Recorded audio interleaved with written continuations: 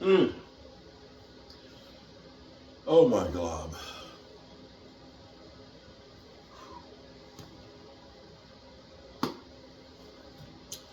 What's up, good people? Mark Holmes here, and as always, I want to say thank you all for watching, commenting, subscribing, and being part of the Joe Boo Sports Report.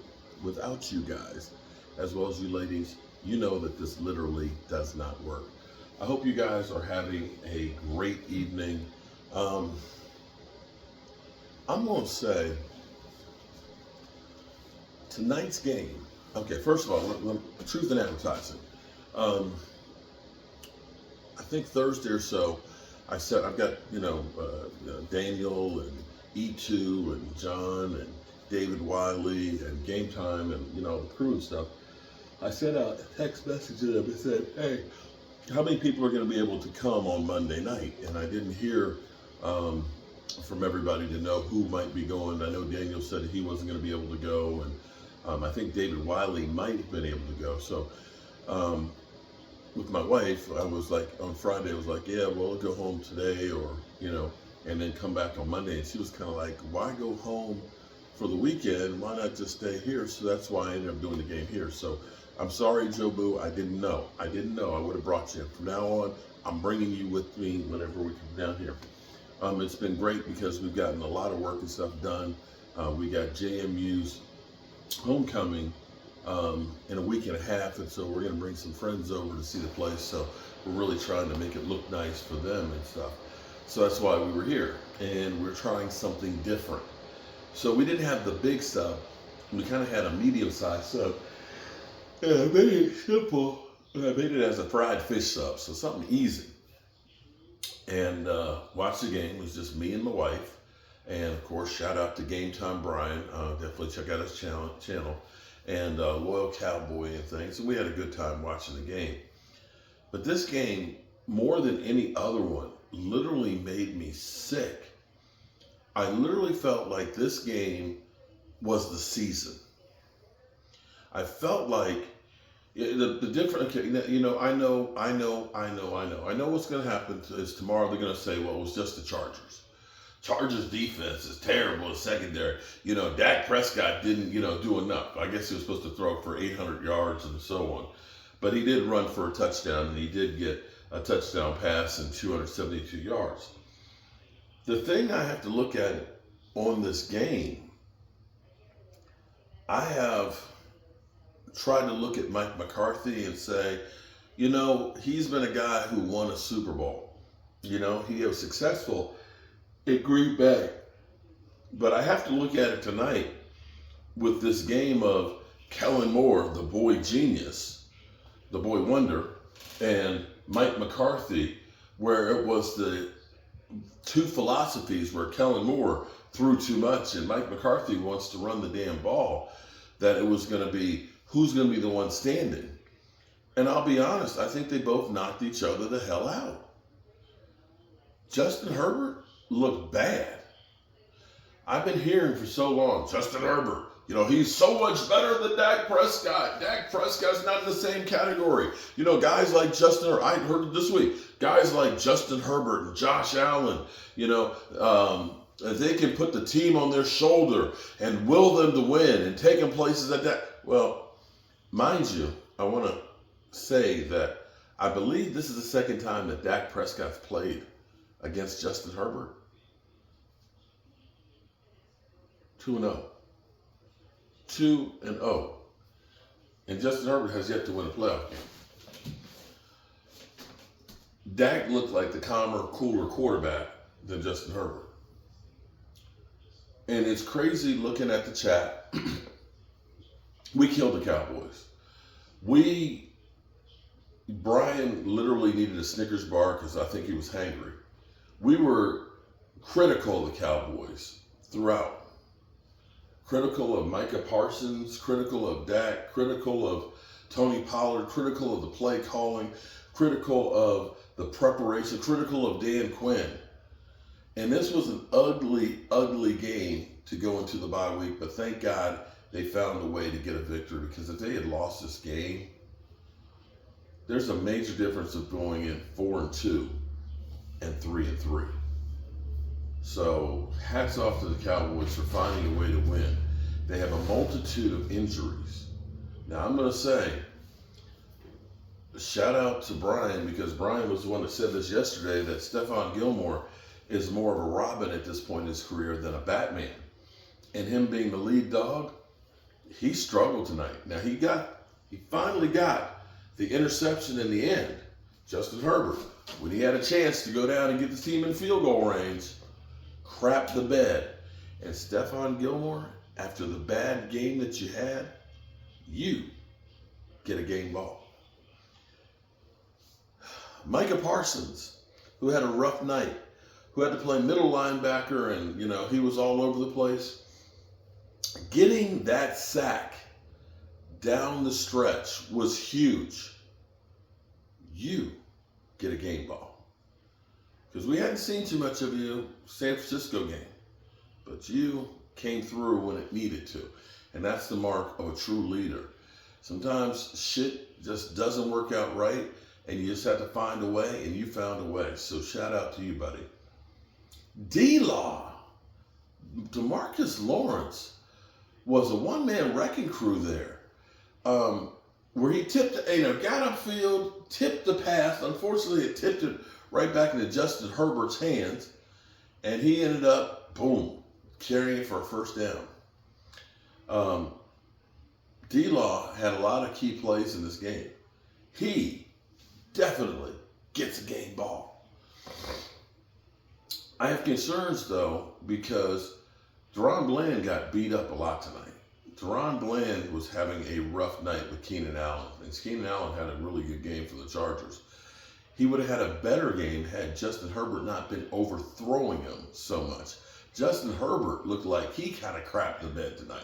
And I don't know if that was the pressure put on by the Cowboys or not, but he definitely was uncomfortable. I don't know if it was a play calling of Kellen Moore or not. But the Cowboys literally, and I'm not going to try and blame the referees, because a lot of them were legitimate, hands to the face and jumping off sides and things like that. But it seemed like more penalties were called on us. You could look and see Micah Parsons was being held all game long and being choked and thrown all over the place, and they weren't calling that shit. So if you were the Chargers, you'd have to give the referees a game ball, but I ain't giving them jack. Now, let me go back to Mike McCarthy, because being predictable is the worst thing in the world that you can be in the NFL. Unless you have talent above and beyond what the other guys have, you need to be able to fool people and keep people guessing on what you're doing. I don't know what you did for the 20 hours a day that you're in the office. I don't know if you said, I'm in the office and I'm going to take a 15-hour nap, but I was in the office, because I didn't see too much out there that said, creativity. Wow, that's a big change. I'm trying to understand where it's late in the game, on a night where Tony Pollard is averaging 2 yards a carry, and you're getting nothing up the middle. Nothing all night. Tony Pollard had like 15 carries at this point and 30 yards.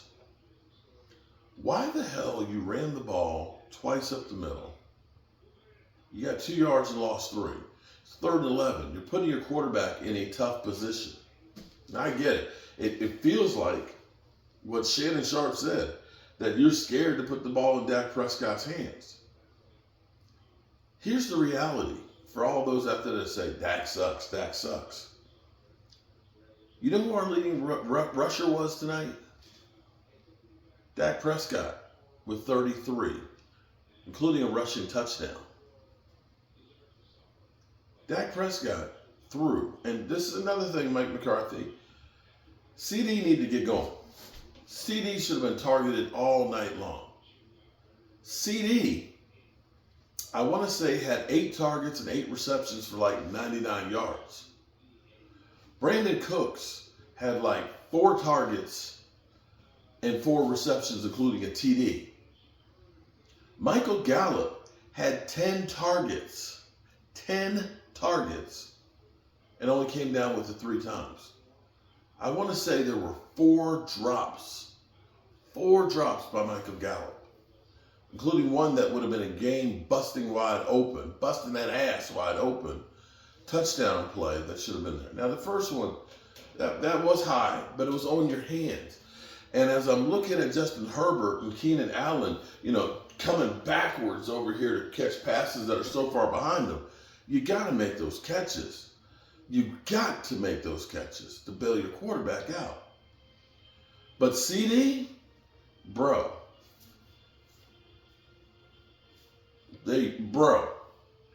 you did it up tonight. You showed everybody, yeah, you are a number 1 receiver, because you would get double teamed all night long and still came down. With every time that ball came your way, you got it. So, you know what? Look, you get a bag full of game balls, bro. A bag full, okay? And Brandon Cooks, finally using Brandon Cooks.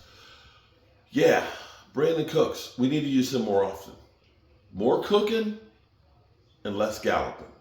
More cooking and less galloping. I don't know what's happened to Michael Gallup. He had a great game a couple weeks ago. This week was not good. But Brandon Cooks, finally, I'm happy to give you a game ball. But back to my quarterback, Dak Prescott, the much maligned quarterback that they say is ass sucks and can't do what the great quarterbacks like Justin Herbert does. Well, here's the funny thing. We've seen great quarterbacks like Jalen Hurts fail against the Jets. We've seen great quarterbacks like the cover boy of Madden fail against the Jets. Both of them having 3 interceptions, and I'll throw Josh Allen had 4. I've seen it, but let me say, Pat Mahomes had a hard time with that Jet defense. You know who didn't have a hard time? Dak Prescott. Dak Prescott, who only has 4 interceptions on the season as opposed to, say, 7 that Jalen Hurts has? 7. Let me say it again. Jalen Hurts has 7 interceptions. Dak has only 5. No, 4. Sorry, 4. 4 interceptions on the season. Did not throw an interception tonight. Threw for 272 yards. So if you take that 272 yards and you add the 33 that he had rushing, rushing. So that's 75. That's 305 of the 340 yards of total offense the Cowboys had. We couldn't run the football. Dak was leading rusher. Dak, you get a sack of balls too. And so we have a lot of wounds to lick.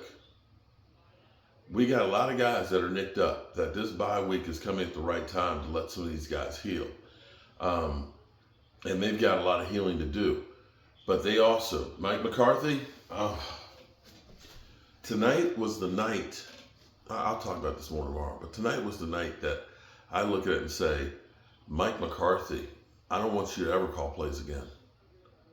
Mike McCarthy, my God. After Michael Gallup had 2 or 3 drops, that's when you got to say, let's stop targeting him. We need to go away from him. He's just not there tonight. That's when you say, I'm going to put you on the bench and put somebody else in. And running up the middle consistently, when Tony Pollard was outside, his best run of the night, outside. When you got him in the screenplays, way down the field. He is an open field runner. Can't use, listen, I'm a guy who broadcasts from my basement in a 200-year-old house. And I can see with my old eyes that I need glasses for that you don't run Tony Pollard up the middle. He is not that kind of guy. He's the outside guy.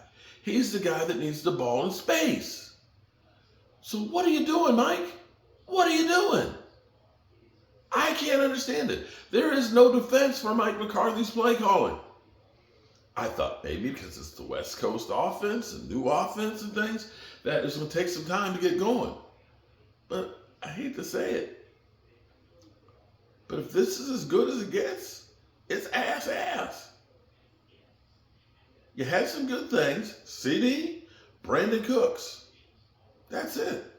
Running game, the thing that you said you want to do ain't getting done. And the offensive line, oh my God. I know that the Chargers are one of the best front sevens out there. You know, you got Joey Bosa and crew. But bro, our offensive line is not good. So, with all that being said, I literally lost my mind tonight on the live stream.